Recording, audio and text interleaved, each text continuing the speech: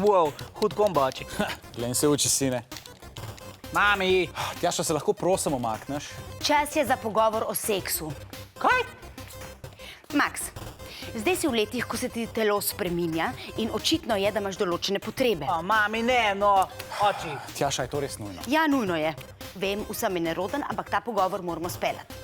Torej, Max, včeraj sem čist slučajno šla mimo tvoje sobe, ko si se pogovarjal s tisto svojo Mojco in čist slučajno sem slišala, kako se pogovarjata o tem, da bosta prvič imela spolni odnos. To, sine, okej. Zagotovo te zanima, kako je prvič. Zato imam čist slučajno s sabo simulacijo deviške kožice. Saj si predstavljam, no, ni mi treba razlagati. No, takole ni. Deviška kožica je pravzaprav membrana, zato jo ne moreš zlomiti, lahko se pa natrga, kar lahko povzroča bolečino. Zato je pomembno, da je telo ogreto. Saj nisva mislila zunaj seksati? Sej nisem mislila tega.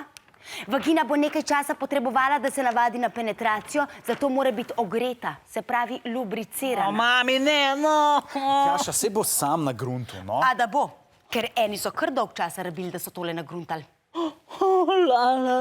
Torej, najhitrejši način za stimulacijo vagine je nežno drgnjenje klitorisa.